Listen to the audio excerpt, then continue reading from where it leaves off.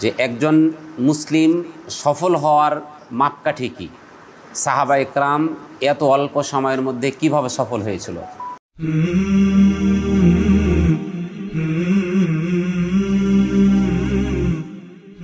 আলহামদুলিল্লাহ, সমস্ত প্রশংসা আল্লাহ তাআলার জন্য, যে আল্লাহ সুবহানাহু ওয়া তাআলা আমাদেরকে সবচেয়ে বড় নিয়ামত দিয়ে সাজিয়েছেন। একজন মানুষের জন্য সবচেয়ে বড় নিয়ামত হলো ইসলাম। আমার আপনার মতো অনেকে হাত পা দেহ অবয়ব নিয়ে ঘোরাফেরা করছে, আমাদের মতোই সংসার করছে, চলাফেরা করছে, ব্যবসা বাণিজ্য করছে, কিন্তু তারা আমাদের প্রতিবেশী হওয়া সত্ত্বেও আল্লাহ তাআলার সেই মহান নিয়ামত পায় নাই।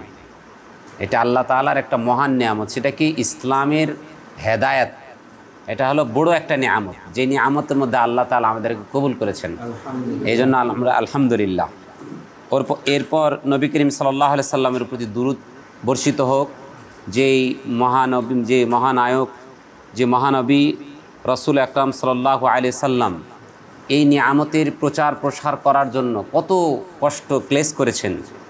তিনি মার খেয়েছেন, গালমন্দ খেয়েছেন, তিনার মাতৃভূমি থেকে বিতাড়িত হয়েছেন।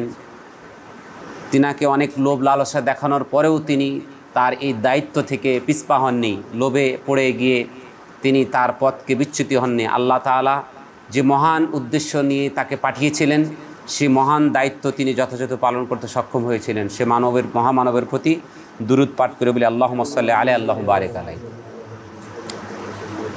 সম্মানিত ওলামা একরাম, আপনারা অধিকাংশই টিচার, শিক্ষক, শিক্ষা দেন।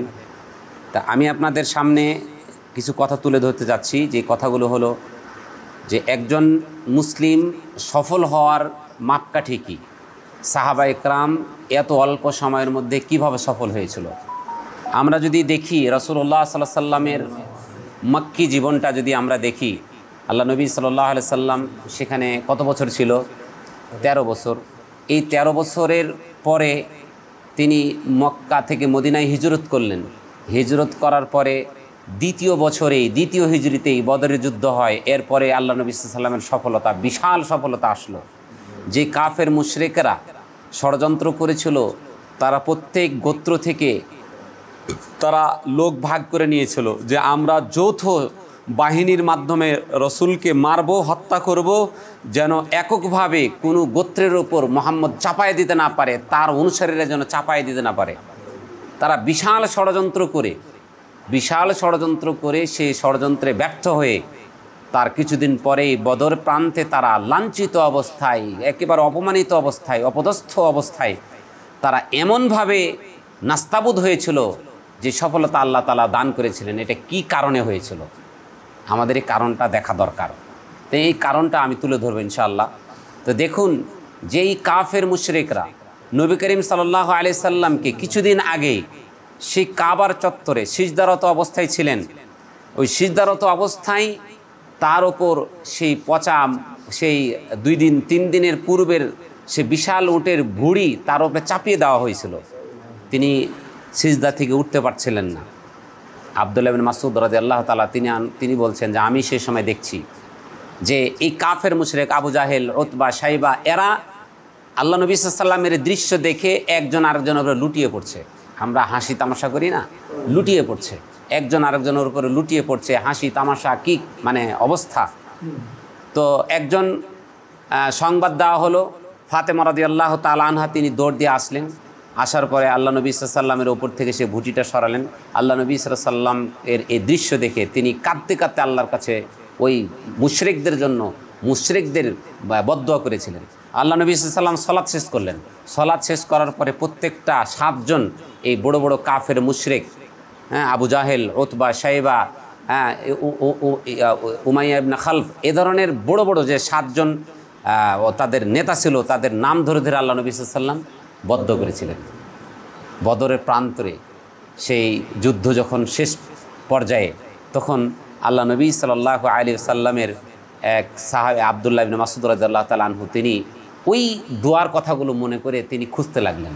তিনি বলছেন যে আমি ওই বদরের নর্দমাগুলোতে আমি দেখলাম প্রত্যেকটা এই লাঞ্ছিত কাফেররা তাদের লাশগুলো ছিন্ন ভিন্ন হয়ে পড়ে রয়েছে, তাদের চেহারা বিকৃত হয়ে গেছিল। সূর্যে আল্লাহ তাআলা তো ক্ষমা করেন নেই, যে আল্লাহ তাআলার যে সূর্য, সে সূর্যটা তাকে ক্ষমা করে নেই, অর্থাৎ সূর্যের প্রখরতায় তাদের সুন্দর চেহারাগুলো একেবারে বিশ্রী বিকৃতি হয়ে একেবারে নাস্তাবুদ হয়ে গেছিল। আবু জাহেল আল্লাহ নবী সাল্লাল্লাহু আলাইহি ওয়াসাল্লামকে সবচেয়ে বেশি কষ্ট দিতেন। আবু জাহেল এমন লাঞ্ছিত অবস্থায় মারা গেল, মৃত্যুর পূর্বে শুধু তার মনের মধ্যে দুঃখ কষ্ট ছিল যে আমাকে কৃষকের সন্তান ইবনু আফরা, এরা এই দুই কৃষকের সন্তানের হাতে আমাকে মরতে হলো, আমি মুহাম্মদের হাতে মরলে আমার ছিল না, আমার কষ্ট ছিল না। বা এরকম একজন হামজা বা এরকম বড় যারা বীর ছিল, তাদের হাতে যদি আমার এই মৃত্যুটা হতো তাহলে আমার এতটা কষ্ট হতো না। উকবা ইবনে মুঈত, এই কুলাঙ্গার উকবা ইবনে মুঈত যে রাসূলুল্লাহ সাল্লাল্লাহু আলাইহি ওয়াসাল্লামের চেহারা মোবারকে থুতু মেরেছিল, এই উকবা ইবনে মুঈত তার এই যুদ্ধেই সে কীভাবে লাঞ্ছিতভাবে মৃত্যুবরণ করেছিল একটু দেখুন। যে আল্লাহ নবী সাল্লাল্লাহু আলাইহি ওয়াসাল্লামকে আমি এই জন্য প্রায় সময় বলি যে সৎসঙ্গে স্বর্গবাস।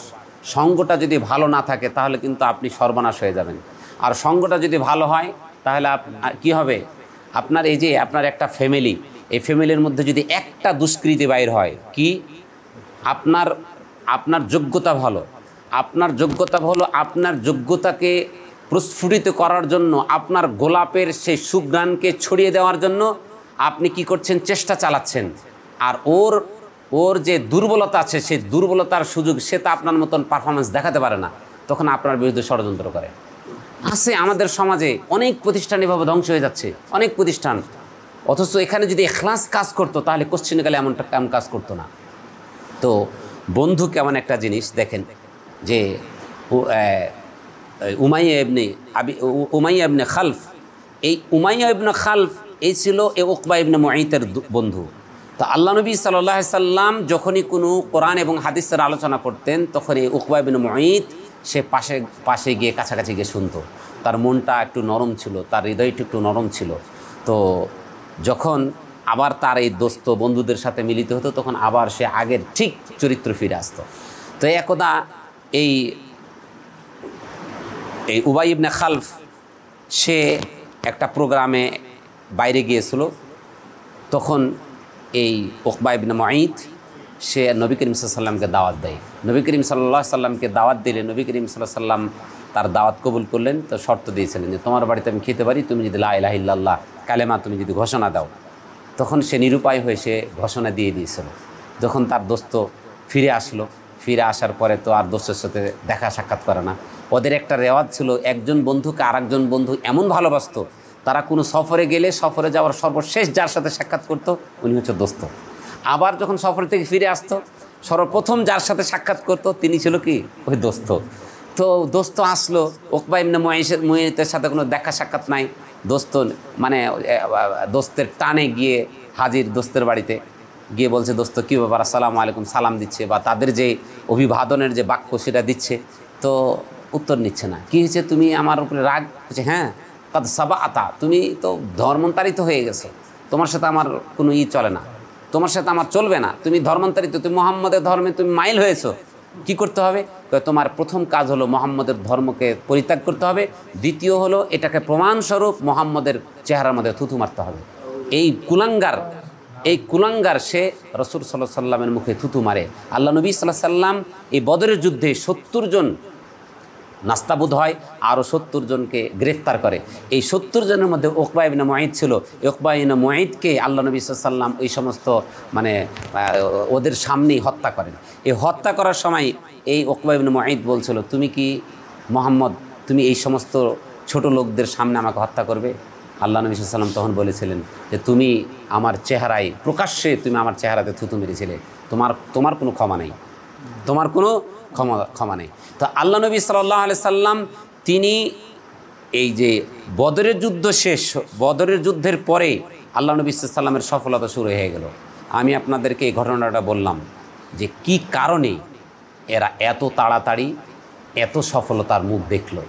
কারণ ছিল, এক নাম্বার কারণ ছিল এরা এখলাস আল্লাহ এবং তার রাসূলের নিবেদিত, রসুলের জন্য, আল্লাহর জন্য নিবেদিত নিজেকে সমর্পণ করে দিয়েছে।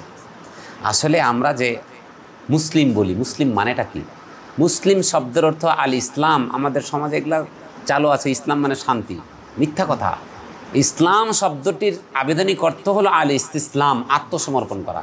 মানে রাসূল সাল্লাল্লাহু আলাইহি সাল্লাম তিনি আমাদেরকে যা দিয়ে গিয়েছেন, ওমা আতাকুমুর রাসূলু ফাখুযুহু, তোমাদের রাসূল তোমাদেরকে যা দিয়েছে, ফা এটাকে তাকিবে বলা হয়, অর্থাৎ তাৎক্ষণিক গ্রহণ করো।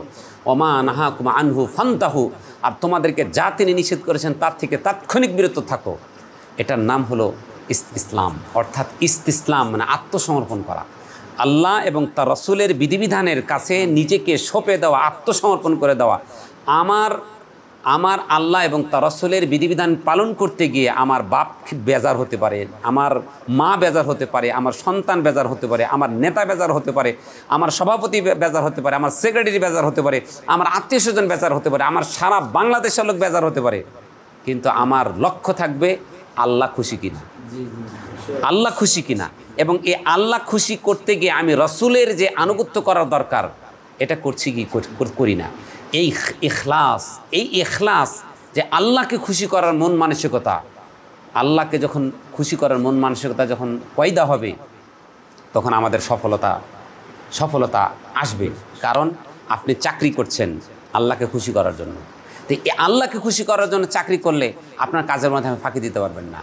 কারণ আল্লাহ তাআলা আপনাকে দেখছেন, শুনছেন, আপনার গতিবিধি তিনি পর্যবেক্ষণ করছেন, আপনার গতিবিধি পর্যবেক্ষণ করছেন। অতএব আপনার মনের মধ্যে যদি একটা ধারণা থাকে, কি ধারণা? আনতা আবুদাল্লাহ কাআন্নাকা তারাহু, তুমি যে কোনো ইবাদত করো, আল্লাহ তোমাকে কি কাআন্নাকা তারাহু, তুমি যেন তাকে দেখছো। ফা ইন লাম তাকুন তারা ফা ইন্নাহু ইয়ারাক, তুমি যদি তাকে দেখতে না পাও তাহলে তোমাকে বিশ্বাস করতে হবে আল্লাহ আমাকে দেখছে। এই যে আল্লাহ আমাকে দেখছে আমার যে কোনো কাজ, যে কোনো ইবাদত, অতএব আমাকে আলতু ফালতু কাজ করলে হবে না, আমাকে সফলতার সাথে করতে হলে আল্লাহকে খুশি করার, যেভাবে করলে আল্লাহ খুশি হবে সেভাবে আমাকে করতে হবে। অতএব আমার কাজে ফাঁকি দিলে আল্লাহ আমার উপরে খুশি থাকবে? কোশ্চিন করলে খুশি থাকবে না। তো আল্লাহ তাআলার প্রতি যে ইখলাস, আপনি যখন ইখলাসটা রাখবেন তখন আপনার কাজের সফলতা সবচাইতে, এই জন্য তাকওয়া জিনিসটাকে সবচাইতে প্রাধান্য দেওয়া হয়েছে ইসলামে। তাকওয়া বিবর্জিত কোনো কাজ আল্লাহ তাআলার কাছে কবুল হবে না। তাকওয়া এটা একটা মুসলিম সফলতার একটা বড় জিনিস। তো সাহাবা একরামদের তাকওয়ার এই বিষয়টা সবচেয়ে তারা কাজ করছিল। আর একটা কাজ কী ছিল, যেটা আল্লাহ সুবহানাহু ওয়া তাআলা সূরাতুল বাকারায় তিনি বলছেন, ওয়াকালু সামি'না ওয়া আতা'না গুফরানাকা রব্বানা ওয়া ইলাইকাল মাসির। যখনই আল্লাহ এবং তার রাসূলের পক্ষ থেকে কোনো বিধিবিধান আসতো তখনই তারা বলতো কি, ওয়াকালু সামি'না, আমরা শুনলাম, ওয়া আতা'না, এবং আমরা আনুগত্য করলাম, রব্বানা, আমরা গুফরানাকা রব্বানা ওয়া ইলাইকাল মাসির, হে আল্লাহ তুমি আমাদেরকে ক্ষমা করে দাও, আমাদেরকে মাফ করে দাও, তোমার দিকেই আমাদেরকে প্রত্যাবর্তন। তো এই যে সফলতার মাপকাঠি ছিল এটা। আমরা কিন্তু আল্লাহ রসুলের আনুগত্যের ক্ষেত্রে এতটা পিছিয়ে আছি যে আমরা হুজুরের আনুগত্যের সাথে আমরা কখনো মিলিয়ে দেখি না যে আল্লাহ রসুলের আনুগত্য এই হুজুরের মধ্যে আছে কিনা। আমি যখনই কোনো ব্যক্তিকে অনুসরণ করব অন্ধভাবে, তখন আমার ভুল ভ্রান্তি হওয়ার মানে অধিকাংশই সম্ভাবনা থাকে। আমরা বিশেষ করে যারা আমরা লেখাপড়া জানি, আমরা কোরআন হাদিস বুঝি, এটা আওয়ামদের জন্য না, যারা শিক্ষিত তাদের জন্য বলছি, যে আমরা যখনই আমরা কোনো ব্যক্তিকে দেখে ইসলামকে যাচাই করব, আপনি নিশ্চিত আপনি সঠিক পথ থেকে বিচ্যুত হবেন। আপনাকে ইসলাম যাচাই করতে হবে কোরআন এবং হাদিস দিয়ে। কোরআন এবং হাদিস দিয়ে আপনি যখন একটা জিনিস দেখছেন একজনের মাঝে, এই হুজুরকে দেখেছি, এটা না, আপনি সফল হতে পারবেন না। আপনার সফলতা কি? আপনার সফলতা হলো এই হুজুরের আমলটা আল্লাহ এবং তার রাসূলের বিধিবিধান হচ্ছে কি না, আপনি সেটাতে মেপে তারপর হুজুরকে দেখবেন যে এই হুজুর সঠিক না বেঠিক। কথাটা বোঝা গেছে? এখন আপনি যদি বলেন যে আমি তো মূর্খ, আমি তো জানি না, আপনাকে জানার চেষ্টা করতে হবে। আপনি তো সব ক্ষেত্রে পারদর্শী, এই ক্ষেত্রে আপনি কেন বলেন যে আমি মূর্খ? আপনি বলেন, কখনো কি এমনটা হয়েছে যে কই মাছ একবারই কাঁটাসহ মুখে ঢুকিয়ে নিয়েছেন? কখনো তো হয়নি। আপনি কি এরকম করেছেন যে কারেন্টের আপনি হাবা গোবা কিছু জানেন না, কারেন্টের মধ্যে গিয়ে হাত দিয়ে দিয়েছেন? তা তো করেন না। আপনি কি কখনো এরকম করেছেন আগুনের মধ্যে গিয়ে হাত ঢুকিয়ে দিয়েছেন? কখনো তো করেন না। তাহলে আপনি দুনিয়ার সব ক্ষেত্রে আপনার জামাটা সুন্দর হওয়া দরকার, সুন্দর জামা কাপড় আপনার ভালো হওয়া দরকার। আপনার একটা খাবার আপনি খেতে যাচ্ছেন, তার পূর্বে আপনি মানে খাবারটা কত রকমের যাচাই বাছাই করছেন। সব ক্ষেত্রে আপনার সফলতা। আপনি একটুকরা জমি কিনবেন, এই জমিটা কেনার ক্ষেত্রে কত রকমের আপনার এই আরএস সিএস পর্চা জরিপ কত রকমের মানে 2-3টা ভায়া দলিল দেখে এরপর আপনি কিনছেন। এর মানে সর্বক্ষেত্রে আপনি শিক্ষিত, শুধু দিন পালনের ক্ষেত্রে আপনি বলছেন আমি মূর্খ। এর থেকে কি বলবো, এর থেকে মানে মুনাফিকি কথা আচরণ পৃথিবীতে আর কিছু হতে পারে না। তো আল্লাহ সুবহানাহু ওয়া তাআলাকে জানতে হবে, আল্লাহ রসুলকে জানতে হবে, দিনকে জানতে হবে। যেটা আমি গত আলোচনায় বলে গেছিলাম যে একটা মুসলিমের জন্য 4টা জিনিস একেবারেই ফরজ। এটি যদি না জানে তাহলে মুসলিম হতে পারবে না। 1 নম্বর হলো মারিফাতুল্লাহ, মারিফাতুর রসুল, মারিফাতুদ দিন। এটা হলো মারিফাতুল্লাহ, আল্লাহ, তার রসুল এবং তার দিন সম্পর্কে আপনি জানতে হবে। এবং আপনি জানার পরে বসে থাকলে হবে না, এই ক্ষেত্রে আপনাকে কী করতে হবে? আমল করতে হবে। এবং আপনি আমল করলে শুধু হবে না, আপনার আরেক দিনী ভাইকে ডাকতে হবে। আপনি ডাকতে গিয়ে আপনি বিভিন্ন পরিস্থিতির শিকার হবেন। আপনাকে মার গালমন্দ করবে, আপনাকে জঙ্গি বলবে, আপনাকে বিভিন্ন রকমের ট্যাগ দেবে। এগুলোকে সহ্য করে ধৈর্য ধারণ করে আপনাকে সফল হয়ে গিয়ে যেতে হবে। এই 4টা জিনিস আপনার প্রত্যেকটা মুসলমানের জানা দরকার। তো আমি যে কথাটা বলছি যে একজন সফল মুসলিম হওয়ার জন্য তার 1 নম্বর দরকার হলো ইখলাস। ওমা উমিরু ইল্লা লিয়াবুদুল্লাহ মুখলিসিনা লাহুদ্দিন। আল্লাহ তাআলা নির্দেশ করেছেন শুধুমাত্র কি আল্লাহ তাআলার খালেস একনিষ্ঠভাবে তার ইবাদত করার জন্য। একনিষ্ঠ, যে ইবাদতের মধ্যে মানুষ দেখানো কোনো কিছু থাকবে না, দুনিয়ার কোনো পাওয়ার কিছু থাকবে না, দুনিয়ার কোনো লোভ লালসা থাকবে না। আর এটা এমন একটা সিস্টেম, আপনি আল্লাহর জন্য করবেন, আল্লাহ আপনাকে ঢেলে দেবে। আল্লাহর জন্য আপনি করবেন, আল্লাহ আপনাকে ঢেলে দেবে। সৌদি আরব গেলে আপনি বুঝবেন, সৌদি আরবের লোকজন ইহতেসাব জিনিসটা তারা খুব ইহতেসাব বুঝেন। দেখেন আল্লাহ তাআলা, আল্লাহ রাসূল সাল্লাল্লাহু আলাইহি ওয়াসাল্লাম ইহতেসাবের কথা কত করে বলছেন দেখেন। মান সামা রমাদান ঈমানান ওয়া ইহতিসাবান। যে ব্যক্তি ঈমানের সাথে ইহতেসাবের সাথে, ইহতেসাব কাকে বলা হয়? ইহতেসাব হলো আল্লাহ তাআলার খুশি, আল্লাহ তাআলার রেজামন্দি, আল্লাহ তাআলার কাছে সওয়াবের আশা, আল্লাহ তাআলার জান্নাত সন্তুষ্টি নিয়ে, রহমত দয়া নিয়ে জান্নাতে যাওয়ার আশা আকাঙ্ক্ষাকে ইহতেসাব বলা হয়। তা আপনি যদি কাজ করার সময় যদি আল্লাহর কাছে ইহতেসাব করি, তাহলে আমার ওইখানে সফলতা আসবেই আসবে, এখানে আমার সফলতা আসবেই আসবে। আমি যদি সেই ক্ষেত্রে কোনো রকম অবহেলা করি, তাহলে আমি শুধু দুনিয়াটা পাবো, পরকালে কি হবে? আমার পরকালে আমার জিরো। কেমন জিরো? দেখেন মুসলিম শরীফের হাদিস, আল্লাহ নবী সাল্লাল্লাহু আলাইহি সাল্লাম তিনি বলছেন যে সর্বপ্রথম জাহান্নাম যাদেরকে দিয়ে উদ্বোধন করা হবে, এরকম একজন আলেমকে ডাক দিয়ে বলবে, আসো, তোমাকে আমি মেধা দিয়েছিলাম, তোমাকে আমি কণ্ঠস্বর দিয়েছিলাম, তোমাকে আমি লেখাপড়ার মতো যোগ্যতা দিয়েছিলাম, আমার জন্য কি করে নিয়ে এসেছো? তখন সে বলবে, আল্লাহ, আমি তোমার কোরআন তেলাওয়াত করেছি, তোমার রসুলের হাদিস অধ্যয়ন করেছি, এগুলো আমি প্রসার করেছি। তখন আল্লাহ তাআলা বলবেন, হ্যাঁ কাযাবতা, তুমি মিথ্যা বলেছো। কেন? তুমি এটা করেছিলে যেন তোমাকে কারি বলা হয়। আরে বাবার, এর তেলাওয়াত কত সুন্দর রে, কত সুরালো, সুকণ্ঠের অধিকারী, কি মানে সুবক্তা। ওয়াকাদ কিলা লাক, তোমাকে এটা তো বলা হয়ে গেছে, অতএব তোমার আর কোনো কিছু পাওয়ার নেই। ফেরেশতাদেরকে বলবে, একে নিয়ে যাও, একে লাঞ্ছিত অবস্থায় জাহান্নামে নিয়ে যায় নিক্ষেপ করো। লাঞ্ছিত অবস্থায় কীরকম? আপনার শাস্তি কিন্তু 2 ধরনের হয়ে থাকে। একটা লাঞ্ছনাদায়ক শাস্তি, এটা আমি প্রায় সময় বলে থাকি যে 2 ধরনের, 2 জন অপরাধ করলো, একজনকে আপনি জুতা দিয়ে বাড়ি দিলেন, আর একজনকে আপনি লাঠি দিয়ে বাড়ি দিলেন। কোনটা লাঞ্ছনাদায়ক? মানে নিশ্চয়ই আপনি বলবেন যে জুতা দিয়ে বাড়ি দিয়েছে, ওইটা হলো লাঞ্ছনাদায়ক শাস্তি। জাহান্নামে আল্লাহ তাআলা এরকম কিছু শাস্তির ব্যবস্থা করেছেন যেটা লাঞ্ছনাদায়ক। সাধারণভাবে জাহান্নামে নিক্ষেপ করা, আর একজনকে উপুড় করে নাকের ভরে হেসড়িয়ে চেহারার ভরে, মানুষের সবচাইতে আকর্ষণীয় জায়গা হলো মুখ, চেহারা।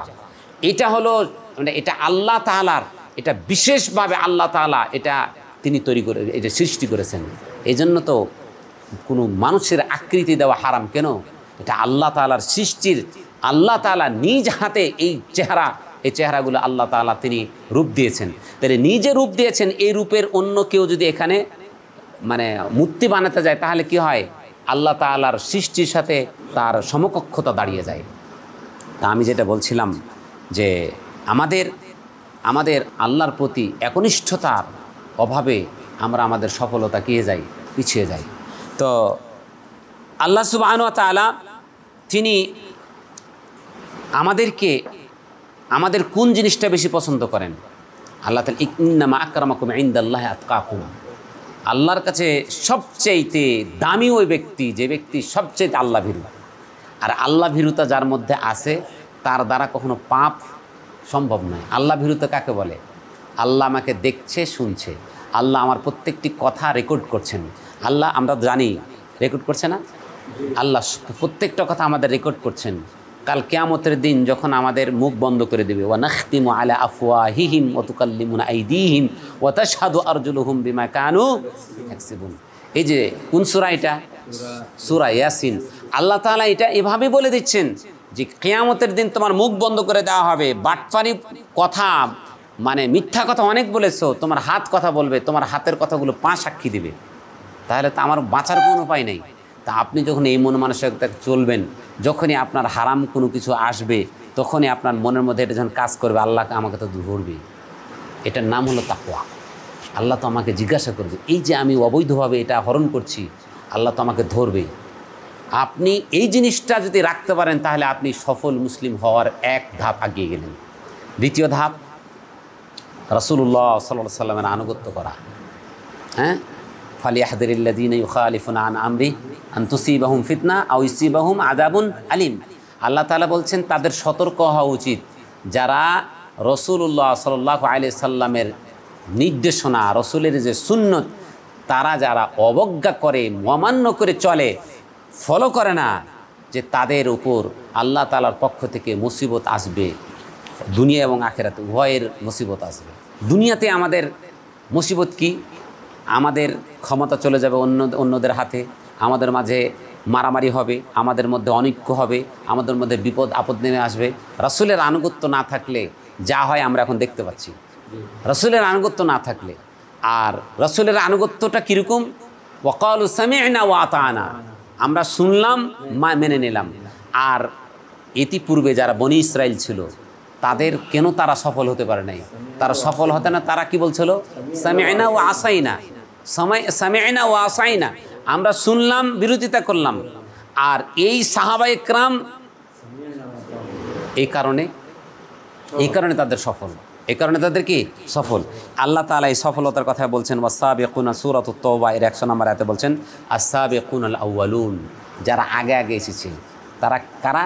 মিনাল মুহাজিরিন ওয়াল আনসার, মক্কা থেকে নির্যাতিত হয়ে হিজরত করে মদিনায় এসেছে, এরা হলো মুহাজির।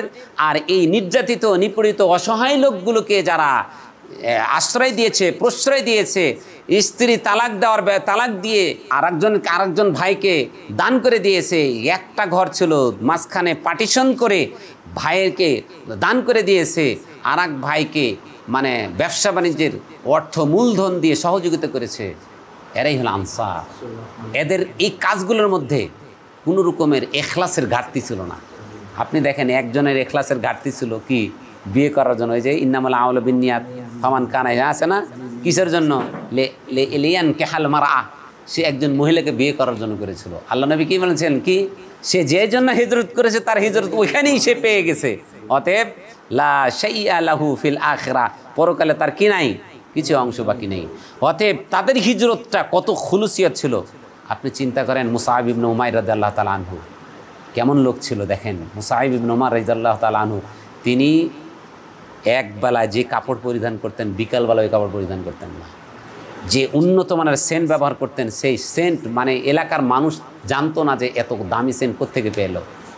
যখন সেখান থেকে যখন তা চলে আসে তখন এত সুখ শান্তি। তার মা তাকে বিভিন্নভাবে কষ্ট দিয়েছে এই মুহাম্মদের ধর্ম থেকে ফিরিয়ে আনার জন্য। মুসাইব বিন উমাইর রাদিয়াল্লাহু তাআলা আনহু তার সুখ শান্তি বিলাসিতাকে পরিত্যাগ করে মুহাম্মদের কাছে এসেছে। মুহাম্মদ সাল্লাল্লাহু আলাইহি সাল্লামে জানে যে এখানে দুঃখ কষ্ট, এই ইসলামের বিজয়ের জন্য আমাকে জানও দিতে হতে পারে, জান পর্যন্ত দিয়ে দিয়েছিলেন। যখন তিনি মুসাইব ইবনে উমাইর উহুদের যুদ্ধে যখন শাহাদাত বরণ করেন, আল্লাহু আকবার, তখন তাকে যে কাফন তার কাফন জুটে নাই। অর্থাৎ তার যে একটা চাদর ছিল আল্লাহ নবী সাল্লাল্লাহু আলাইহি ওয়াসাল্লামের সাহাবীরা যখন তাকে কবর দিতে গেলেন, মাথার দিক ঢাকতে গেলে পায়ের দিক উদাম হয়ে যায়, নাঙ্গা হয়ে যায়, পায়ের দিক ঢাকতে গেলে মাথার দিক। এই অবস্থায় আল্লাহ নবী সাল্লাল্লাহু আলাইহি ওয়াসাল্লামকে যখন বলা হলো, তখন আল্লাহ নবী সাল্লাল্লাহু আলাইহি ওয়াসাল্লাম বললেন যে তুমি তার মাথার দিকে ঢেকে দাও এবং পায়ের দিকে ইজকির ঘাস দিয়ে তারা ঢেকে দাও। চিন্তা করেন, একজন ধন্যাঢ্য পরিবারের সন্তান, আপনি বলেন এই জীবনকে গ্রহণ করেছিল কী জন্য বলেন তো? আল্লাহ এবং তার রাসূলকে ভালোবেসে, আল্লাহ এবং তার রাসূলকে ভালোবেসে। এটাই হলো প্রকৃত আল্লাহ এবং তার রাসূলের ভালোবাসা। সফল মুসলিম হওয়া যাবে আপনি যেমন মুখ দিয়ে বলবেন আল্লাহকে ভালোবাসি, রসুলকে ভালোবাসি। আল্লাহ এবং রসুলের ভালোবাসা মানে আল্লাহ এবং তার রাসূলের কাজগুলো একেবারে খুঁজে খুঁজে বের করা। মুসাইব বিন উমর তার জীবনকে বিলীন করে দিলেন কিসের জন্য? রসুলের ভালোবাসা, আল্লাহর ভালোবাসা। তো দেখেন আল্লাহ তাআলা তাদের প্রশংসা করে বলছেন, কি বলছেন? আস-সাবিকুনাল আউয়ালুন মিনাল মুহাজিরিন ওয়াল আনসার, মুহাজির এবং আনসার যারা পূর্বে এসেছিল, তারা আল্লাযীনা তাবাউহুম, যারা এমন ইত্তেবা করেছিল, এমন অনুসরণ করেছে, বিইহসান, মানে এর থেকে আর উত্তম হতে পারে না। মুহসিন কাকে বলা হয়? বান্দাদের মধ্যে তিন ধরনের বান্দা পাওয়া যায়। প্রথম হলো মুসলিম, মানে প্রথম পর্যায়ের, এরপরে মুমিন, এরপরে মুহসিন। মুহসিন কারা? যারা ইসলামের বিধিবিধানগুলো মান্য করার ক্ষেত্রে চূড়ান্ত রূপ ধারণ করে, তারা কারা? এরা হলো মুহসিন, এরা হলো উচ্চাঙ্গের আল্লাহর বান্দা। উচ্চাঙ্গের প্রথম স্তরের বান্দা হলো মুসলিম, দ্বিতীয় স্তরের বান্দা হলো কি? মুমিন, তৃতীয় স্তরের বান্দা কি? মুহসিন। আর মুহসিনদের প্রশংসা আল্লাহ তাআলা ভুরি করেছেন। মুহসিনদের প্রশংসা আল্লাহ তাআলা ভুরি করেছেন। আল্লাহ তাআলা বলছেন তাদের আনুগত্যের নমুনা ছিল ইহসান, মানে অতি উত্তম, একেবারে চূড়ান্ত পর্যায়ের, যার ফলে আল্লাহ তাআলা আরশে আজিম থেকে বললেন কি? রাদিয়াল্লাহু আনহুম, আল্লাহ তাআলা এই সমস্ত সাহাবায়ে কেরামের উপরে সন্তুষ্ট হয়ে গেছেন। ওয়া রাদু আন, এবং এরা সন্তুষ্ট হয়ে গেছে। এগুলো হলো সফলতার মাপকাঠি। অর্থাৎ আনুগত্য কাকে বলা হয়? আপনার মাথা থেকে পা পর্যন্ত, আপনার ব্যক্তি থেকে আপনার পরিবার পর্যন্ত, আপনার প্রতিষ্ঠানের, আপনার ছাত্রদের মধ্যে আল্লাহ এবং তার রাসূলের আনুগত্যের খালাল হলে আপনার মনের মধ্যে জ্বালা শুরু হয়ে যাওয়া, এর মানে আপনি আল্লাহকে ভালোবাসেন, রসুলকে ভালোবাসেন। আর আপনি নিজেই আল্লাহ রসুলের আনুগত্য করেন না, তা আপনার সফলতা কীভাবে আসবে? কোশ্চেনগুলো আসবে না। আপনি যখনই আপনার ছাত্রর মধ্যে দেখছেন, আপনার দিনী ভাইয়ের মধ্যে দেখছেন যে আল্লাহ এবং তার রাসূলের আনুগত্যের খালাল হচ্ছে, আপনার মনের মধ্যে জ্বালা দেয় না, আপনার মনের মধ্যে পীড়া দেয় না, এর মানে আপনার ভালোবাসার, আল্লাহর ভালোবাসা আপনার পরিপূর্ণতার রূপ পায়নি। আপনি সইতে পারবেন না, আপনার মনের মধ্যে কষ্ট লাগবে যে রে কিরে, আল্লাহ রসুলের বিধিবিধানকে সে উপেক্ষা করে চলছে। তো সাহাবারা কীভাবে এত তাড়াতাড়ি 13 বছর মক্কায়, 14-15 বছরের মাথায় আপনি চিন্তা করুন কি বিশাল সফলতা আসলো, কীভাবে আসলো। আল্লাহ তাআলা সে সফলতার কথা বলছেন যে রাদিয়াল্লাহু আনহুম ওয়া রাদু, আল্লাহ তাআলা তাদের প্রতি সন্তুষ্ট, আল্লাহ সন্তুষ্ট হয়ে গেছে। চিন্তা করুন তো, এবার একটুখানি ভাবুন তো যে 15 বছরের মাথায় কিভাবে সফলতা আসলো। আর 15 বছরের পূর্বে যখন আল্লাহ নবী সাল্লাল্লাহু আলাইহি ওয়াসাল্লাম যখন এই দাওয়াত, যখন দাওয়াত দিতে লাগলেন, কাফের মুশরিকরা যখন দাওয়াতের কথা শোনার পরে মুহাম্মদকে কী বলেছিল? মুহাম্মদ, তুমি কি ক্ষমতা চাও? আমি তোমাকে ক্ষমতা দেব। তুমি কি নারী চাও? এই মক্কার যে সুন্দরী নারী তোমাকে দিয়ে দিব। তুমি কি ধন দৌলত চাও? তোমাকে মক্কার ধনী বানিয়ে দেব। আল্লাহ নবী সাল্লাল্লাহু আলাইহি ওয়াসাল্লাম সবগুলোকে প্রত্যাখ্যান করেছিলেন। কেন? তিনি নিশ্চিত ছিলেন যে আমি ক্ষমতা যদি পাই তাহলে এই সমস্ত ছাত্রগুলো কার? আবু জাহেল, উতবা, সাইবা। অতএব আমি এই ক্ষমতা দিয়ে আমি টিকিয়ে রাখতে পারবো না। আমি যখন বলবো ডানে যাও, তখন বামে যাব। আল্লাহ নবী সাল্লাল্লাহু আলাইহি ওয়াসাল্লাম কী কাজ করেছিলেন? এই 13টা বছর তিনি গলিতে গলিতে গিয়ে ইসলামের দাওয়াত দিয়ে আল্লাহর নবীর খাস ছাত্র তৈরি করেছেন। এই খাস ছাত্র যতক্ষণ পর্যন্ত তৈরি করতে না পারবেন, ততক্ষণ পর্যন্ত আপনার সফলতা কোশ্চেনকালে হবে না। এটার জন্য প্রথম রাস্তা হলো আপনার মাদ্রাসা। খাস ছাত্র তৈরি করা। দেখেন আল্লাহ নবী সাল্লাল্লাহু আলাইহি ওয়াসাল্লাম পারতেন না ক্ষমতা নিয়ে। আমাদের সমাজে কিছু ক্ষমতা লোভী আছে, যারা ক্ষমতা করে দাওয়াতি কাজের ক্ষেত্রে তারা নাই, তাদের বাক্যই একটা ক্ষমতা। কিন্তু তার আগে যে তোমাকে এই ক্ষমতা নিয়ে তুমি হিন্দু, বৌদ্ধ, খ্রিস্টান, অমুসলিম এদের কাছে ক্ষমতা দিয়ে তুমি কি পারবা কোরআন আইন চালু করতে? সম্ভব? সম্ভব? কোশ্চেনগুলো সম্ভব না। তা আমি যেটা বলছিলাম যে আল্লাহ নবী, সাহাবায়ে কেরাম, তারা আল্লাহকে, তার রাসূলকে এমন ভালোবাসা বেসেছিলেন যে বাসার কারণে আল্লাহ নবী সাল্লাল্লাহু আলাইহি সাল্লামের ভালোবাসায় একটা ঘটনা মনে পড়ে গেল। আলী রাদিয়াল্লাহু তাআলা আনহু তিনি তাকে উদ্দেশ্য করে তার উপস্থিতি কিছু লোক বলছে যে আমাদের মাঝে এমন একজন লোক আছে যিনি বীর পুরুষ, মহান পুরুষ, তিনি মানে উঁচু মাপের, এইরকম বলতেছে।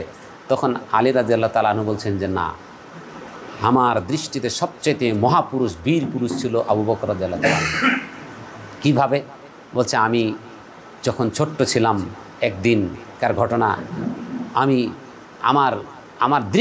আমার সামনেই ঘটনা ঘটেছে যে আল্লাহ রসুল সাল্লাল্লাহু আলাইহি সাল্লাম মক্কার চত্বরে উকবা ইবনে মুঈতের যারা আরও অন্যান্য যারা সঙ্গী ছিল, আবু জাহেল, এরা করছে কি, আল্লাহ নবী সাল্লাল্লাহু আলাইহি সাল্লামকে ওই কাবার চত্বরে গিয়ে মানে গলা চিপে ঠেসে ধরেছিল। তখন আবু বকর রাদিয়াল্লাহু তাআলা আনহু দূর থেকে দৌড়িয়ে এসে একেবারে সবাইকে সরিয়ে দিয়ে বলেছেন, আতাকতুল রাজুলান, তোমরা কি এমন একজন মানুষকে হত্যা করতে যাচ্ছ যে বলছে লা ইলাহা ইল্লাল্লাহ, আল্লাহ ছাড়া সত্যিকার কোনো ইলাহ নেই? তোমরা কি এমন লোককে হত্যা করতে যাচ্ছ? তোমরা এত হতভাগ্যা, তোমরা এত নির্বোধ। বলে তিনি যখন সবাইকে সরাই দিলেন, ওখানকার লোকজন আবু বকর রাদিয়াল্লাহু তাআলা আনহুকে এমন মারলো যে তারা সেই সময় এক ধরনের খড়ম পড়তো। খড়ম বুঝেন? খড়ম হলো নিচের সোলটা হলো কাঠের তৈরি, এইটা পড়তো। এই কাঠের সোলওয়ালা জুতা দিয়ে আবু বকর রাদিয়াল্লাহু তাআলা আনহুকে একেবারে ক্ষত বিক্ষত করে দিল, যে তার চেহারার কোনো মানে কোনটা চোখ আর কোনটা নাক মানে সবগুলোকে ফুলাই দিছে। আল্লাহ নবী সাল্লাল্লাহু আলাইহি ওয়াসাল্লাম ভেবেই নিয়েছিলেন যে আবু বকর শেষ, মারা গেছে। আবু বকর রাদিয়াল্লাহু তাআলা আনহুর লোকজনরা তাকে নিয়ে গেলেন বাড়িতে। নিয়ে যাওয়ার পরে আবু বকর মা তখনই ইসলাম গ্রহণ করে নাই। বারবার বলছে যে তোমাকে নিষেধ করেছি মুহাম্মদের কাছে যেও না, তুমি নিষেধ করেছি মুহাম্মদের কাছে যেও না, তাও তুমি মুহাম্মদের কাছে গিয়ে তোমার জীবনটা শেষ করে দিলা। আল্লাহ নবী সাল্লাল্লাহু আলাইহি ওয়াসাল্লামের এই সাহাবী যখনই তার জ্ঞান ফিরেছে তখনই তিনি বলছে আইনা মুহাম্মদ, আইনা মুহাম্মদ। এটা হলো নবী প্রেম, এটা নবীর ভালোবাসা। আইনা মুহাম্মদ, বলছি মুহাম্মদের নামটা তুই ছাড়বি না? যে মুহাম্মদের কারণে তুই আজকে মরতে বসেছিস। বলছে না, মুহাম্মদ আমার জান প্রাণ, আমি মুহাম্মদকে ভালোবাসি, আমি মুহাম্মদ কেমন আছে আমি এটা দেখতে চাই সাল্লাল্লাহু আলাইহি ওয়াসাল্লাম। তাকে খাবার খাওয়ানোর চেষ্টা করছে, কোনো খাবার খাবে না। বারবার চেষ্টা করে যখন মানে ব্যর্থ হয়ে সে আবু বকর রাদিয়াল্লাহু তাআলা আনহুর মা আরেকজন ফাতেমা নামে, সম্ভবত ফাতেমা বিনতে যে ওমর রাদিয়াল্লাহু তাআলা আনহুর বোন, এই খাত্তাবের মেয়ে তার সাথে যোগাযোগ করে আল্লাহ নবী সাল্লাল্লাহু আলাইহি ওয়াসাল্লামের কাছে যখন আবু বকর রাদিয়াল্লাহু তাআলা আনহুকে নিয়ে গেল, তখন তার মা এবং এই ফাতেমা রাদিয়াল্লাহু তাআলা তারা দুইজনে তাকে ঘাড়ে করে নিয়ে গেছে। আল্লাহ নবীর কাছে গিয়ে মনে হচ্ছে একবার সুস্থ হয়ে গেছে, এমন সুস্থ হয়ে গেছে। আল্লাহ নবী সাল্লাল্লাহু আলাইহি ওয়াসাল্লামকে দেখার পরে বলছে, ইয়া রাসূলুল্লাহ, আমি এতটা চিন্তিত ছিলাম, এত ব্যথিত ছিলাম, আমার সারা শরীরের ব্যথায় যন্ত্রণায় আমি মানে অস্থির হয়েছিলাম, আপনাকে দেখার পরে আমার সমস্ত ব্যথা চলে গেছে। আল্লাহু আকবার। এটা ছিল রসুল প্রেম, এটা ছিল রসুলের ভালোবাসা। আল্লাহ রসুলের সাহাবীরা জীবন দিয়ে আল্লাহ রসুলকে ভালোবেসেছে, আর আমরা আল্লাহ রসুলের সুন্নতগুলোকে, আল্লাহ রসুলের সে বিধিবিধানগুলোকে মান্য করে রসুলকে ভালোবাসবো, এটা আমরা পারি না। আমরা আল্লাহ রসুলের আনুগত্য না করে রসুল প্রেমের ভণ্ডামি করি। আপনি মাথা থেকে পা পর্যন্ত সাজিয়েছেন অন্য বিজাতিদের কালচারে সাজিয়েছেন, আপনার ফ্যামিলিটাকে সাজিয়েছেন বিজাতিদের কালচারে, আপনার পরিবারটাকে সাজিয়েছেন বিজাতিদের কালচারে, আর আপনি রসুল প্রেমের কথা বলছেন। আপনার সফলতা কীভাবে আসবে? পশ্চিমকালে আসবে না। আপনার সফলতা আসতে হলেই রসুল সাল্লাল্লাহু আলাইহি সাল্লামের আদর্শকে আপনাকে গ্রহণ করতে হবে। যেই রসুল সাল্লাল্লাহু আলাইহি সাল্লাম বলছেন, মুসলিম এবং ইমাম মুসলিম বুখারীতে হাদিস এসেছে, আন আব্দুল্লাহ ইবনে মাসউদ রাদিয়াল্লাহু তাআলা আনহু আন নবী সাল্লাল্লাহু আলাইহি ওয়াসাল্লাম ক্বালা খায়রুন নাসি কারনি, সর্বোত্তম যুগ হচ্ছে আমার যুগ, সুম্মাল্লাযীনা ইয়ালুনাহুম, অতঃপর আমার পরের যুগ তাবিঈন, সুম্মাল্লাযীনা ইয়ালুনাহুম, অতঃপর তাবেঈন। তুমি যদি তোমার জীবনের সফলতা চাও তাহলে রসুলের যুগ, সাহাবীর যুগ, তাবিঈদের যুগ, তাবি, এই কুরুন আল মুফাদ্দালা, এই শ্রেষ্ঠ যুগের স্বর্ণ যুগ যাকে বলা হয়, তোমার কোরআন এবং হাদিসের বুঝ তুমি এই তিন যুগের মানুষের কাছ থেকে নিবা। তাহলে তুমি সফল মুসলিম হতে পারবা, তুমি সফল একজন উদ্যোক্তা হতে পারবা, তুমি সফল একজন মাদ্রাসার প্রতিষ্ঠাতা হতে পারবা, তুমি সফল একজন মাদ্রাসার শিক্ষক হতে পারবা। এই তিন যুগের মানুষের আদর্শকে না নিয়ে মেসির আদর্শ, ওই হিটলারের আদর্শ, ওই আব্রাহাম লিঙ্কনের আদর্শ, ওই কুলাঙ্গার আদর্শ নিয়ে তুমি নিজেকে সফল হতে চাও মুসলিম, তুমি কখনো সফল হতে পারবে না। তোমার সফলতা রয়েছে রাসূলুল্লাহ সাল্লাল্লাহু আলাইহি সাল্লামের আদর্শের মধ্যে, যেই আদর্শের কথা আল্লাহ তাআলা বলেছেন লাকাদ কানা লাকুম ফি রাসূলিল্লাহি উসওয়াতুন হাসানা। আল্লাহ তাআলা সর্বোত্তম নমুনা রয়েছে রসুলের মধ্যে। আর যে রসুলের কথা আল্লাহ তাআলা সার্টিফিকেট দিতে বলছেন ওয়া ইন্নাকা লাআলা খুলুকিন আযীম, নিশ্চয় আপনি মহান চরিত্রের অধিকারী। এই মহান চরিত্রের অধিকারী যেই লোকটা, এই লোকটার আদর্শই পৃথিবীতে আদর্শ, একমাত্র ফলো করলে মানুষ কি সফল হবে। আর এই আদর্শকে যদি অ্যাভয়েড করে চলে ওই জাতি কখনো সফলতা আসবে না। আমি দুই একটা উদাহরণ দিয়ে আমি শেষ করব যে কেন কিভাবে তারা সফল হয়েছিলেন। দেখেন একদিনকার ঘটনা, বুখারীর হাদিস। আল্লাহ নবী সাল্লাল্লাহু আলাইহি সাল্লাম ইবনে ওমর রাদিয়াল্লাহু তাআলা আনহুমা থেকে বর্ণিত, তিনি বলেন রাসূলুল্লাহ সাল্লাল্লাহু আলাইহি সাল্লাম তিনি একটা আংটি বানালেন, স্বর্ণের আংটি বানালেন। আংটির একটা যে উপরের পাথর ছিল না, আল্লাহ নবী সাল্লাল্লাহু আলাইহি ওয়াসাল্লাম পাথরটা নিচ দিকে করে রাখতেন। তো একদিনের ঘটনা শোনেন। এরপরে আল্লাহ নবী সাল্লাল্লাহু আলাইহি ওয়াসাল্লাম মিম্বারে উঠলেন, জালাসা আলাল মিম্বার ফানাজাহু ফাকালা, তিনি এটাকে খুললেন, খুলে বলেন ইন্নী কুনতু আলবাসু হাদাল খাতাম, এই খাতাম, এই আংটিটা আমি পরিধান করতাম। ওয়া আজআলহু ফাসসাহু মিন দাখিল, এবং এর ফাসসা বলা হয় যে আংটির যে পাথরটা, আমি এটাকে দাখিল নিজ দিকে রাখতাম। ফারামা বিহি সুম্মা কালা, আল্লাহ নবী সাল্লাল্লাহু আলাইহি ওয়াসাল্লাম এই আংটিটাকে ছুঁড়ে মেরে কি বললেন, ওয়াল্লাহি লা আলবাসুহু আবাদান, আল্লাহর শপথ করে বলছি এই আংটি আর আমি কোশ্চিন কালেও আমি আর পরব না। এই কথা বলার পরেই ফানাবাদান নাস ও খাওয়াতিমাহুম, মানুষ সাহাবা ইকরাম তাদের হাতে যে আংটিগুলো ছিল সাথে সাথে খুলে ফেলে দিল। এটার নাম হলো ওয়াকালু সামি'না ওয়া আতা'না, আমরা শুনলাম এবং আনুগত্য করলাম। এই আনুগত্যই তাদের এই সফলতার, এই 15 বছরের মাথায় তাদের সফল একজন মুসলিম, যে মুসলিমের জন্য আল্লাহ নবী সাল্লাল্লাহু আলাইহি ওয়াসাল্লাম বলছেন যে খায়রুন নাসে কারনি, সর্বোত্তম যুগ হচ্ছে আমার যুগ, সুম্মাল্লাযিনা ইয়ালুনাহুম, অতঃপর পরের যুগ, অতঃপর পরের যুগ। এর মানে আল্লাহ নবী সাল্লাল্লাহু আলাইহি ওয়াসাল্লাম ভবিষ্যৎবাণী দিয়ে গেছেন যে যত আনুগত্যশীল, যত বেশি আনুগত্যশীল হবা তত তোমরা সফল হবা। এরপরে আস্তে আস্তে আনুগত্যের মাত্রা কমবে, তোমার সফলতার মাত্রা কমবে। আরও আনুগত্যের যত দিন যাবে তোমার আনুগত্যের মাত্রা কমবে আর তোমার সফলতার মাত্রাও কমে যাবে। এ হাদিস এটাই বলে, এ হাদিসের বুঝটা এটাই। অর্থাৎ আল্লাহ রাসূল সাল্লাল্লাহু আলাইহি ওয়াসাল্লামের সাহাবা ইকরাম যে আনুগত্যের নমুনা রেখে গিয়েছেন, আপনি তাকায় দেখেন। আরও একটা মজার ঘটনা দেখেন, আল্লাহ নবী সাল্লাল্লাহু আলাইহি ওয়াসাল্লাম, এটা আব্দুল্লাহ ইবনে আব্বাস রাদিয়াল্লাহু তাআলা আনহু থেকে বর্ণিত, এটাও হাদিস, এটা মুসলিম শরীফের হাদিস আর ওটা বুখারী মুসলিমের হাদিস। আল্লাহ নবী সাল্লাল্লাহু আলাইহি ওয়াসাল্লাম একদিন কি দেখলেন, রাআ খাতামান মিন যাহাবিন, এক স্বর্ণের আংটি দেখলেন, ফি ইয়াদি রাজুলিন, একজন ব্যক্তির হাতে। আল্লাহ নবী সাল্লাল্লাহু আলাইহি ওয়াসাল্লাম ফানাযাহু ফাতারাহাহু, অতঃপর সে আংটিকে আল্লাহ নবী সাল্লাল্লাহু আলাইহি ওয়াসাল্লাম ছিনিয়ে নিয়ে তিনি নিক্ষেপ করে ফেলে দিলেন। এরপরে বলছেন আয়া আমাদু আহাদুকুম ইলা জামরাতিন মিন নার, কেউ কি চায় তোমাদের কেউ জাহান্নামের কয়লা হওয়ার জন্য, জাহান্নামের কয়লা হতে কি তোমাদের কেউ চাই, ইচ্ছা করে? এরপর আল্লাহ নবী সাল্লাল্লাহু আলাইহি ওয়াসাল্লাম ফায়াজআলুহা ফি ইয়াদিহা, তাহলে সে যেন এই আংটিটা তার হাতে করে। কেউ যদি চাই সে জাহান্নামের জামরা হতে, জাহান্নামের কয়লা হতে, তাহলে সে যেন তার হাতের আংটিটা কি করে। এরপরে আল্লাহ নবী সাল্লাল্লাহু আলাইহি ওয়াসাল্লাম কী করলেন, ফাকিল আলির রাজুল বাদামা জাহাবা, ওই লোকটার কাছ থেকে আংটিটা আল্লাহ নবী সাল্লাল্লাহু আলাইহি ওয়াসাল্লাম খুলে ছুঁড়ে মারলেন। আল্লাহ নবী সাল্লাল্লাহু আলাইহি ওয়াসাল্লাম এরপরে সেখান থেকে চলে গেলেন। চলে যাওয়ার পরে ওই সাহাবীকে বলছে, এই আল্লাহ নবী তো এখন নাই, তোমার আংটিটা তো ছুঁড়ে ফেলে দিয়েছে, এখন তো আল্লাহ নবী নাই, তাহলে তোমরা এই আংটিটা নিয়ে কাজে লাগাই দাও। তখন ওই সাহাবী বলছেন, আল্লাহর শপথ করে বলছি, আল্লাহর শপথ করে বলছি, যেই আংটি আল্লাহ নবী সাল্লাল্লাহু আলাইহি ওয়াসাল্লাম আমার হাত থেকে ছুঁড়ে মেরেছে, ওই আংটি নিয়ে আমি আমার পরিবারের কোনো উপকারে লাগাবো না। দেখছেন সফলতার নমুনা, দেখছেন? এটা হলো সাহাবা ইকরামের সফলতার নমুনা। এরকম সফলতা, আমি এই সফলতার কথা যদি বলতে যাই এরকম 2-2.5 ঘন্টা লাগবে এই সফলতার কথা। তা আমি সংক্ষেপে, আপনাদের অনেকেই ক্লান্ত মনে হয়, তো আপনাদেরকে আমি বলছি, আমার এই কথাগুলির মধ্যে সম্ভবত আপনারা কিছুটা হলে বুঝ পেয়েছেন যে একজন সফল হতে গেলে, সফল মুসলিম হতে গেলে ইখলাসের বিকল্প নেই। রসুলের আনুগত্য, রসুলের দায়িশ মতো, রসুলের নমুনা মতো না করলে আপনার সফল জীবন হতে পারবেন না এবং কালক্ষেপণ করা যাবে না। আমার মধ্যে একটা বদ চরিত্র আছে। কথার কথা, অনেকে দাড়ি রাখে না, দাড়ির কথা বলা হলো যে এটা দাড়ি রাখা ওয়াজিব, কেউ যদি না রাখে তাহলে সে গুনাহগার, সর্বক্ষণ তার আমল নামে গুনাহ লেখা হবে।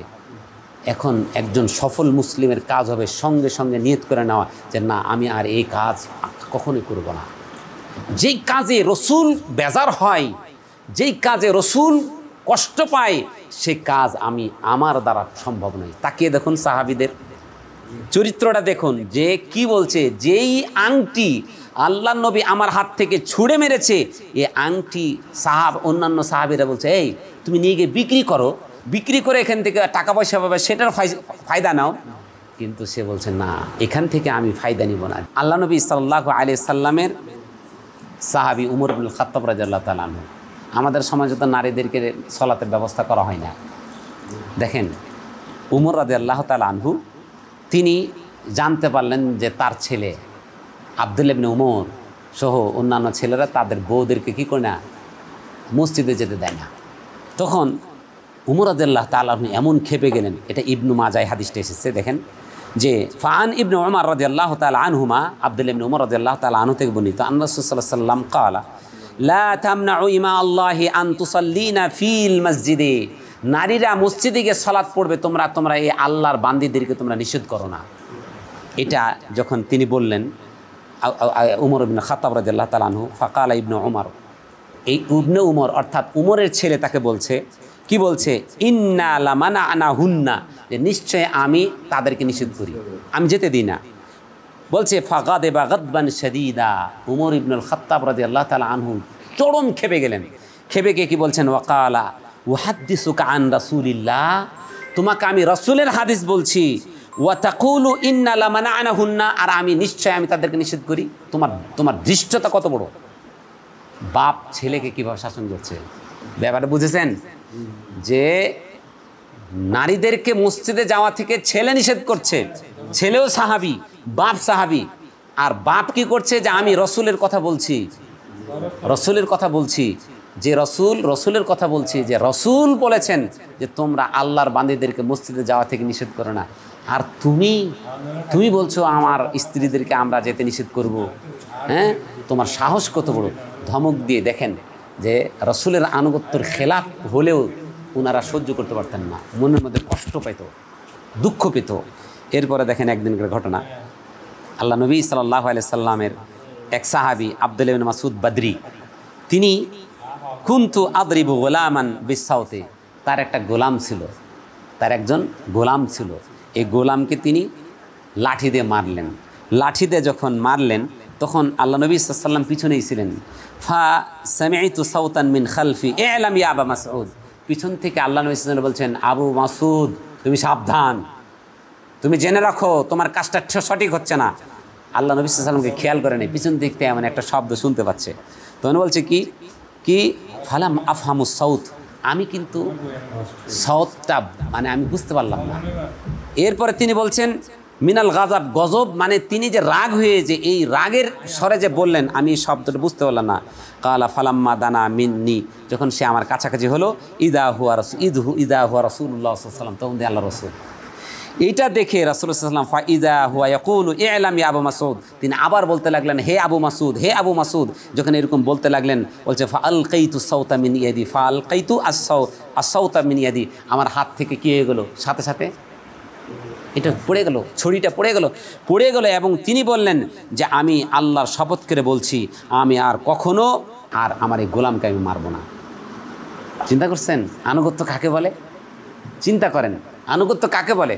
আল্লাহ নবী সাল্লাল্লাহু আলাইহি ওয়াসাল্লাম চেহারা উপরে মারতে লানত করেছেন, যে ব্যক্তি চেহারা, এই জন্য ছাত্রকে কখনো চেহারায় কখনো আঘাত করবেন না।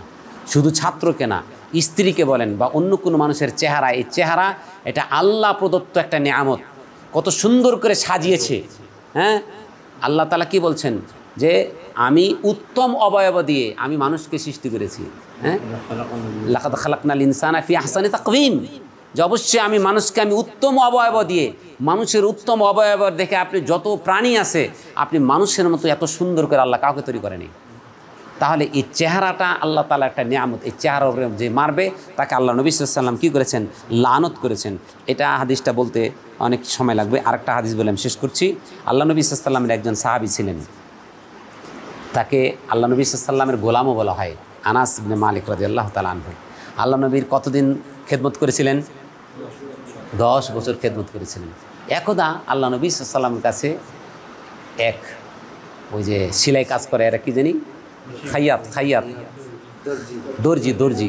দর্জি এসে দাওয়াত করছে, এ রাসূলুল্লাহ আমার বাড়িতে কিছু খাবার আয়োজন করেছি, আপনি একটু আসেন, আপনাকে আমি খাওয়াবো। এই দাওয়াত পাওয়ার পরে আল্লাহ নবী সাল্লাল্লাহু আলাইহি ওয়াসাল্লাম হাদিসটা বুখারী এবং মুসলিমের, আল্লাহ নবী সাল্লাল্লাহু আলাইহি ওয়াসাল্লাম আনাস ইবনে মালিককে নিয়ে গেলেন। তা আল্লাহ নবী সাল্লাল্লাহু আলাইহি ওয়াসাল্লামকে দেখলেন খাওয়ার সময় ওই দর্জি লোকটা কাকে খাবার দিয়েছে গোস্তের সাথে লাউ, দুব্বা লাউ, হ্যাঁ এই লাউ আপনারা কি বলেন, কদু বলেন, কদু লাউ। তো এই কদু লাউ আল্লাহ নবীকে যখন খেতে দিয়েছে, আল্লাহ নবী সাল্লাল্লাহু আলাইহি ওয়াসাল্লাম গোস্তের টুকরোগুলো আলাদা করে রেখে শুধু মানে লাউগুলো বেছে বেছে খাচ্ছে। আনাস ইবনে মালিকের মা বলছে যে আমার ছেলে লাউ তরকারিটিকে চরম ঘৃণা করত, মানে এই লাউকে কোশ্চিনকালে সে খেত না। আনাস ইবনে মালিক রাদিয়াল্লাহু তাআলা আনহু যখন দেখলেন আল্লাহ নবী সাল্লাল্লাহু আলাইহি সাল্লাম লাউগুলো বেছে বেছে খাচ্ছে, আল্লাহ নবীর এই দৃশ্য দেখে আনাস ইবনে মালিক বলছেন, লাউর মতো মজাদার, লাউর মতো প্রিয় তরকারি আমার জীবন আর কিছু নাই। আল্লাহ, আমার শরীরের লোম দাঁড়িয়ে গেছে। আপনি ভাবুন ভালোবাসা কাকে বলে, এটার নাম ভালোবাসা ভাই। আসলে আমরা ভালোবাসা মুখে, এই যে আপনি শতকরা বাঙালিদের মধ্যে দেখেন 99% রসুলের প্রেম ভালোবাসা মৌখিক, কিন্তু ভালোবাসার মাপকাঠি আল্লাহ তাআলা কি বলছেন, কুল ইন কুনতুম তুহিব্বুনাল্লাহ ফাত্তাবিউনি ইউহিব্বুকুমুল্লাহ, যদি তোমরা আল্লাহকে ভালোবাসতে চাও তাহলে ভালোবাসার মাপকাঠি কি, আল্লাহ রসুলের আনুগত্য করো। রসুলের আনুগত্য যার মধ্যে যত বেশি আছে সে তত রসুল প্রেমী। আশিকে রসুলের ব্যানার লেখে, দেওয়ালিকে লিখে বেড়ায় আশিকে বিশ্বেকে আশে রাখুল, আর ও বিড়ি টানছে আর খাচ্ছে, বিড়ি খাচ্ছে, আর আশিকে রসুল আজান হয়ে যাচ্ছে নামাজের খবর নাই, ওখানে লিখছে কি আশিকে রসুল প্রেমিক। তাহলে আপনি বলেন কথার সাথে কাজের মিল নাই। যে আল্লাহ নবী সাল্লাল্লাহু আলাইহি ওয়াসাল্লাম বলছেন, মান ক্বালা রাদিতু বিল্লাহি রাব্বান ওয়া বিল ইসলামি দীনান ওয়া বি মুহাম্মাদিন রাসূলান ওয়াজাবাত লাহুল জান্নাহ, যে ব্যক্তি বলল আমি আল্লাহ আমার রব প্রতিপালক হিসাবে মেনে নিয়ে আমি সন্তুষ্ট হয়ে গেছি, দিন ইসলামের বিধিবিধানগুলো আমার জীবনের একমাত্র বিধিবিধান আদর্শ হিসাবে মেনে আমি সন্তুষ্ট হয়ে গেছি, এবং রাসূলকে আমার রসুল হিসাবে আমার আদর্শ হিসাবে আমি মেনে নিয়ে সন্তুষ্ট হয়ে গেছি, এই কাজগুলো যে করতে পারবে আল্লাহ নবী বলছেন ওয়াজাবাত লাহুল জান্নাহ, তার জন্য জান্নাত ওয়াজিব হয়ে যাবে। তাহলে রসুলের আনুগত্য আজকে আমাদের মাঝে এমনভাবে লোপ পেয়েছে, শুধু মৌখিক ভালোবাসা, যার ফলে আমাদের কি সফলতা আসে না। আপনি চিন্তা করেন, এই আনাস ইবনে মালিক রাদিয়াল্লাহু তাআলা আনহু, দেখেন আনাস ইবনে মালিক রাদিয়াল্লাহু তাআলা আনহু তিনি রসুলের ভালোবাসাটাকে কত ভালোবাসতেন। দেখেন আল্লাহ নবী সাল্লাল্লাহু আলাইহি সাল্লামের কাছে এক ব্যক্তি এসে বলছে, ইয়া রাসূলুল্লাহ মাতা তাকুমুস সাআহ, কখন কিয়ামত সংঘটিত হবে? আল্লাহ নবী বলছেন, ওমা আ'দাদতা লাহা, তুমি এর জন্য কি প্রস্তুত করে রেখেছো? তখন বলছে, আমি এর জন্য বেশি কিছু, আমার সলাতও নাই, সিয়ামও নাই, মানে ফরজ সলাতের বাইরে আমার নফল সিয়াম সলাত নাই, তবে আনা উহিব্বুল্লাহ ওয়া রাসূল, আমি আল্লাহ এবং তার রাসূলকে ভালোবাসি। এই কথা বলার পরে আল্লাহ নবী বলছেন যে আনতা মা'a মান আহবাবতা, তুমি তার সাথে থাকবে তুমি যাকে ভালোবাসো। এই কথা শোনার পরে আনাস ইবনে মালিক রাদিয়াল্লাহু তাআলা চিৎকার করে বলতে লাগলেন, আমি আবু বকরকে ভালোবাসি, আমি আল্লাহ রসুলকে ভালোবাসি, আমি আবু বকরকে ভালোবাসি, আমি উমরকে ভালোবাসি। আল্লাহু আকবার। আল্লাহ। আর আমাদের শিয়া এক শ্রেণী, শিয়া যারা, তারা কি করে, তারা আবু বকরকে লানত করে, লানাতুল্লাহ আলা আবি বকর, লানাতুল্লাহ আলা উমর, লানাতুল্লাহ আলা উসমান, আলা হাফসা, আয়েশা, ইআযু বিল্লাহ, এইভাবে তারা লানত করে। অথচ আনাস ইবনে মালিক কি বলছেন, আমি এদেরকে ভালোবাসি, কারণ আল্লাহ নবী সাল্লাল্লাহু আলাইহি ওয়াসাল্লাম বলে গেছেন আবু বকর ফিল জান্নাহ, উসমান ফিল জান্নাহ, আলী ফিল জান্নাহ, তারপরে ওমর ফিল জান্নাহ। আল্লাহ নবী সাল্লাল্লাহু আলাইহি ওয়াসাল্লাম যাদের সার্টিফিকেট দিয়ে গেছেন জান্নাতের, এদেরকে ভালোবাসা মানে কি? অবশ্যই আমি, যেহেতু আল্লাহ নবী সাল্লাল্লাহু আলাইহি ওয়াসাল্লাম বলছেন আনতা মা'a মান আহবাবতা, যে তুমি যাকে ভালোবাসো তার সাথে তোমার হাসর নাসর হবে। তো আমি আপনাদেরকে যে মেসেজটা দিলাম কি, মান আমিলা আমালান লাইসা আলাইহি আমরুনা ফাহুয়া রাদ্দুন, যে ব্যক্তি এমন কোনো আমল করলো যে আমলের নির্দেশনা রসুলের মধ্যে নেই, দিনের মধ্যে নেই, সেটা হলো প্রত্যাখ্যিত। অতএব আমরা চেষ্টা করব আল্লাহ এবং তার রসুলের ভালোবাসাটা যথার্থ ভালোবাসা, মৌখিকভাবে না, কাজে পরিণত করে দেখিয়ে দিতে হবে। আল্লাহ যদি কোনো সময় দেয়, তাহলে আমি রসুলের ভালোবাসা, আল্লাহর ভালোবাসা কিসের মাধ্যমে হয়, এগুলো ইনশাল্লাহ আমরা তুলে ধরব। আল্লাহ তাআলা আমাদের সকলকে এই যে কথাগুলো বলা হলো এগুলো মান্য করার তৌফিক দান করুক। এগুলো বিশেষ করে আমরা যারা আলেম ওলামা শ্রেণীর যারা আছি, এটা আমাদের জন্য মহামূল্য ধন। আমাদের এই তাকওয়া পরহেজগারিতা না থাকার কারণে আমাদের বৃহত্তর স্বার্থ নষ্ট হয়, কত প্রতিষ্ঠান ধ্বংস হয়ে যাচ্ছে। তা আমি আপনাদের কাছে আশা রাখবো, একজন আরেকজনকে ভালোবাসবেন আল্লাহর জন্য। কাল কিয়ামতের দিন আল্লাহ তাআলা বলবে, হ্যাঁ, আইনাল মুতাহাব্বুন, পরস্পর যারা ভালোবেসে লি জালালি, আমাকে আমার সম্মানের জন্য পরস্পরকে ভালোবাসেছিল, কোথায় তারা? আজকে আমি তাদেরকে আমার আরশে আজিমের নিচে ছায়া দিব, যে ছায়া ছাড়ার কোনো ছায়া নেই। তাহলে আপনি একজনের পারফরমেন্স দেখে, আমার নিজের দেখা আমার এক ছাত্র ফোন করে বলছে, ওস্তাদ আপনার কাছে আমি আরবি ভাষা শিখেছি এবং আমার আরবি ভাষার শেখানোর পদ্ধতি ছাত্ররা খুব ভালোভাবে নিয়েছে, কিন্তু এখানে দু একজন শিক্ষক যারা দুর্বল শ্রেণীর, এরা আমার বিরুদ্ধে এমন উঠে পড়ে রেখেছে, আমি টিকতে পারতাছি না। বেচারা টিকতে পারে নাই, দুঃখ কষ্ট নিয়ে ওই মাদ্রাসা ছেড়ে চলে আসছে, এসে এখন রাগ করে সৌদি আরব চলে গেছে। মানে সে তার এই কওমি মাদ্রাসার প্রতি এমন একটা ঘৃণা জমছে যে আসলে কওমি মাদ্রাসার মধ্যে একটা সবচেয়ে বড় ভাইরাস হলো হিংসা। ইবনুল কাইয়িম জাওজি রাহিমাহুল্লাহ তিনি একটা ঘটনা উল্লেখ করেছেন যে শয়তান, এটা একটা মানে রূপকী মানে দেওয়া হয়েছে আর কি, এটা হাদিস না কিন্তু, যে শয়তান 3টা পুটলি নিয়ে যাচ্ছে। পরে জিজ্ঞাসা করা হলো, কি ব্যাপার তুমি এতগুলো পুটলি নিয়ে কোথায় যাও? ওইখানে 3টা পুটলিতে 3 ধরনের জিনিস আছে। এটা কি? এটার মধ্যে জুলুম আছে। এটা কি? এটার মধ্যে হাসাদ আছে। এটা কি? এটার মধ্যে বুখুল আছে। 3 ধরনের 3টা পুটলি। তুমি এটা দিবা কারে? জুলুমটা দিবা কারে? এটা নেতা গদুম, নেতা নেতা নেতা যত নেতা আছে এই নেতা গদুম, এই নেতারা জুলুম করবে। তাহলে শয়তানের কাজ সফল। এই যে এইটা দ্বিতীয়টা, এটা হুজুর গদুম, আলেম গদুম। কারণ এদেরকে যদি হাসাদ ঢুকাই দেই, আর হাসাদ ঢুকিয়ে দিলে তো ধ্বংস অনিবার্য হবেই হবে, শেষ আমল শেষ। তাহলে এরা বেশি আমল করে, এই জন্য এটাকে দিব হাসাদ দিব। আর এটা ধনী মালও লাগো দিব, বুকুল কারে দিব? মালও লাগো। এই মাল ইবনে কাইয়িম দেখেন, এটা কিন্তু বাস্তব, কোরআন হাদিসের আলোকে কিন্তু এই কথাটা বলেছেন উনি, যে এই বখিলতা কৃপণতা এটা দিব কাদেরকে? ধন সম্পদওয়ালাদেরকে। তাহলে বুঝুন যে শয়তান একজন সাধারণ এ ভাইয়ের পিছনে যদি 100 জন থাকে, আমার আপনার পিছনে 500 জন শয়তান লেগে থাকবে। এটা মেনেই আল্লাহকে ভালোবেসে, রসুলকে ভালোবেসে ওইভাবে ওই শয়তানকে উপেক্ষা করে চলতে হবে। বেশি বেশি ইস্তেগফার পাঠ করতে হবে।